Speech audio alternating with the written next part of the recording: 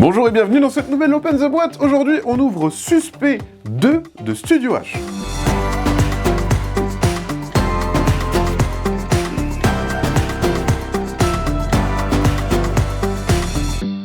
C'est la deuxième boîte de Suspect. On retrouve Claire Harper, notre éternelle enquêtrice.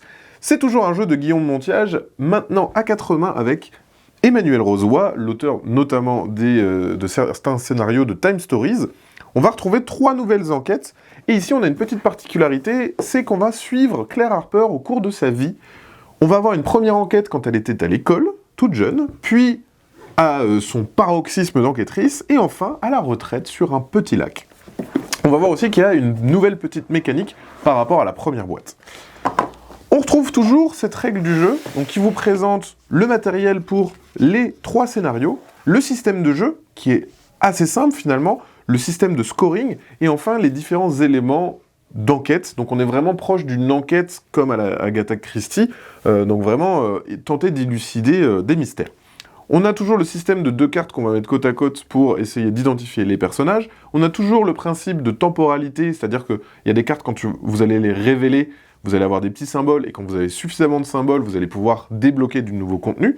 Et le nouveau système, qu'est-ce que c'est ? Ça va être des questions complémentaires, c'est-à-dire que maintenant, on va avoir un système qui va nous permettre de mettre 2 cartes côte à côte et obtenir un chiffre pour pouvoir questionner une personne. Et le chiffre qu'on obtient, c'est le numéro de la carte, on va la chercher et on peut discuter avec la personne. Donc en fait, c'est faire interagir des preuves avec des personnages. Et ça, c'est une nouvelle mécanique qui est assez cool, parce qu'on va pouvoir mettre en situation 2 éléments qu'on a récupérés.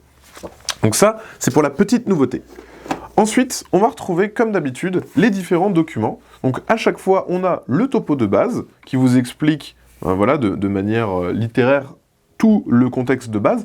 C'est hyper bien écrit, en termes d'immersion, c'est assez fort, et on a dès le début les différentes questions. Dans le jeu, c'est simple, on va faire des pauses, en fait, une fois qu'on a eu un certain nombre de cartes, et on va répondre aux questions.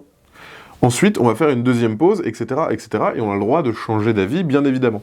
Mais plus vite on a trouvé les bonnes réponses, plus vite on marquera de points, et à la fin, notre score sera plus ou moins élevé en fonction de si on a trouvé les bonnes réponses rapidement. À chaque fois, on a des documents. Je ne vais pas tout vous montrer, mais globalement, on a différents documents. Par exemple, là, c'est à l'école. Voilà, on a un petit document supplémentaire. Je ne vous montre pas, bien évidemment, je ne vous spoil rien. Et à chaque fois, pour chaque enquête, on va avoir un lot de documents. La deuxième enquête, donc la première, c'était dans l'école quand elle est petite et un professeur a été assassiné. Le deuxième, il n'y a pas de victime, mais apparemment, pendant la course, pendant les Jeux Olympiques, il va peut-être se passer quelque chose, donc elle décide d'enquêter. Donc ça, c'est assez atypique comme scénario, parce que pour l'instant, il n'y a pas de crime qui a été commis, mais on mène l'enquête quand même. Et ici, c'est pendant qu'elle se la coule douce à la retraite, tranquillou près d'un lac. Malheureusement, une de ses connaissances va trouver la mort dans ce lac en Suisse où elle coulait des jours heureux. Et elle ne peut pas, bien évidemment, s'empêcher de mener l'enquête. Claire Harper, on la connaît bien. Je vous montre l'intérieur de la boîte. Alors, c'est hyper joli.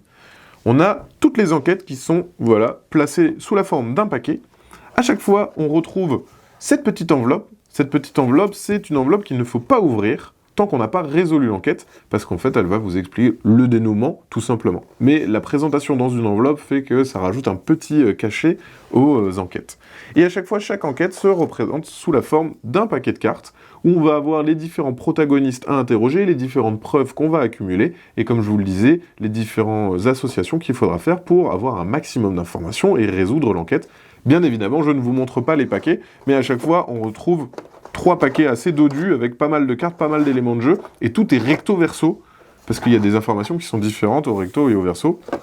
Donc il y a vraiment de quoi faire. Chaque enquête, il faut compter à peu près 1h30 pour les résoudre.